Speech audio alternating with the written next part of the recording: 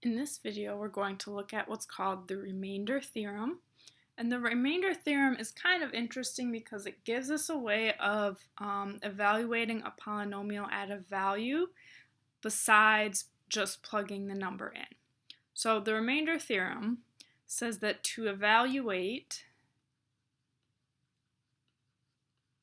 f of c, instead of just plugging in the number c, what I can do is use synthetic division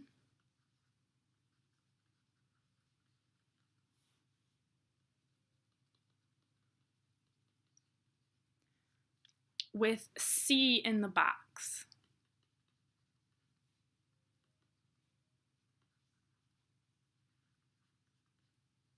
So note that it's whatever number c is that you want to find, you put that number in the box, not the opposite.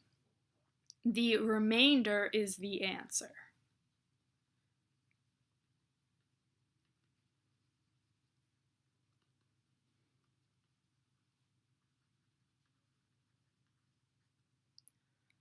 So let's look at example 2. We're given a function x to the third minus 4x squared plus 5x plus 3, and it says to use the remainder theorem to find f of 2. So when we did this back in section 2.1, you would just plug the number 2 in for x, 2 to the third minus 4 times 2 squared, do all that math out and get the answer. So this is another way of finding f of 2. So what I'm going to do is put 2 in the box.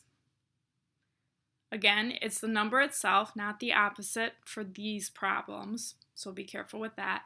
And then write the coefficients. We have 1 in front of x to the third, negative 4 in front of x squared, 5 in front of x, and then 3.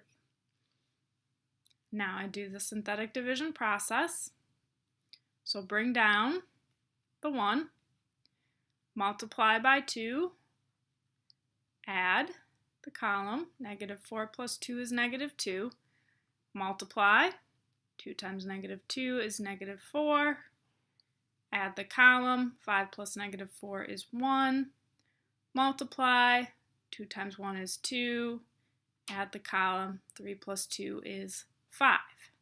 Now the rest of these numbers down here don't matter, it's just the last number that I get, that's my answer. So this is saying that f of 2 is 5. And I should be able to get the same thing if I plug 2 in for x and then do the math out here. I would also get 5. So again, it's kind of interesting. It's another way of getting a function value besides just plugging in directly. So you should try this with checkpoint problem number 2. Do this in your notes, check your answer with the notes that are posted, and then move on to the homework for this section.